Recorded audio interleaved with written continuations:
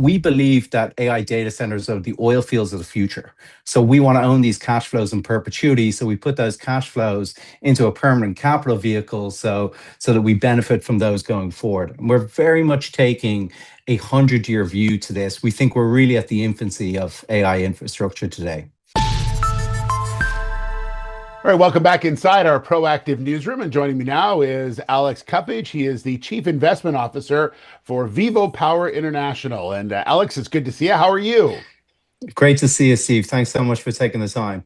Yeah, good to have you along. And the company was pretty significant news that you've been able to secure about $30 million in financing through something called a PIPE. And maybe you can kind of explain to us a little bit about what this vehicle is. Yeah, we're super excited to bring in some very strategic investors, including Blue Sky Capital out of New York. We structured the PIPE as a private transaction into a public company. It's straightforward equity, so there's nothing kind of too structured about that. It's at a higher share price than we're trading at today, which I think really shows conviction in the investors that we've brought in into the longer term value of Vivo. Yeah, and you mentioned you've got a New York firm involved in this as well. That's a real validation for the type of work you're trying to do. Yeah, as I said, we feel incredibly fortunate. The collection of investors are at the upper echelons of technology and sovereign society, so we see them very much as strategic in terms of what we're trying to do at Vivo going forward. Yeah, let's talk about that, Alex, so people understand. Talk to me a bit about how this capital is going to be used and really what the story of the company is now and where it wants to get to. Yeah, so I think, look, the history of Vivo, we've been in electric vehicles and digital treasury. I think it's important that we tell the public that we're very much in transition to AI infrastructure. So we've spun off the digital treasury with no losses. We are exiting the electric vehicle company as of March next month, and I was part of OGDC. I was part of the founding team, which Vivo has acquired. So we are the management team going forward with 100% focus on digital infrastructure.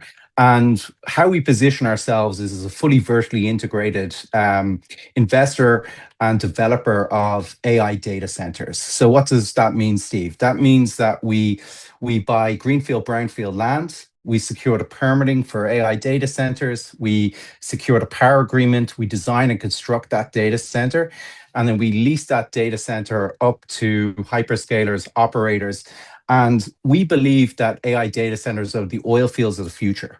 So we want to own these cash flows in perpetuity. So we put those cash flows into a permanent capital vehicle so that we benefit from those going forward. And we're very much taking a 100-year view to this. We think we're really at the infancy of AI infrastructure today.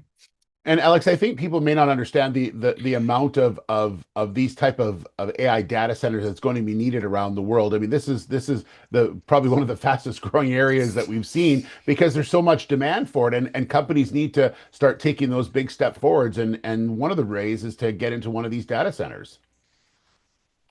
I'm incredibly excited by what's happening. I think the world is changing on a weekly basis.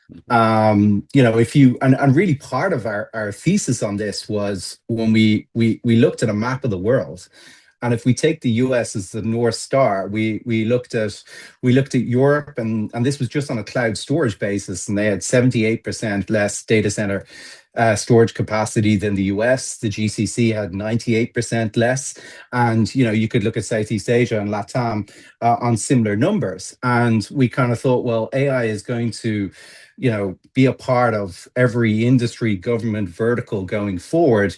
There was just, a huge amount more power needed. And even when I take a step back, I'm actually also looking at physical AI, and I actually think we're probably underestimating the need by about 3 to 4x the need of power to come in. So in terms of Vivo's strategy, we are very, very focused on a select number of regions around the world. That includes the Nordics, so Denmark, Finland, and Norway. Includes the GCC, so the Kingdom of Saudi Arabia, Abu Dhabi. We're also incredibly interested in Korea as well. As we see outside of China, we see Korea as one of the leaders in physical AI and robotics and automated manufacturing. Yeah, exciting times ahead, and Vivo's right at the center of it all. So I really appreciate your time, Alex. Thanks so much for giving us an update on this financing, and congratulations. Yeah, thanks so much, Steve. Lovely to chat to you. All right, there's Alex Cuppage. He's the Chief Investment Officer for VivoPower.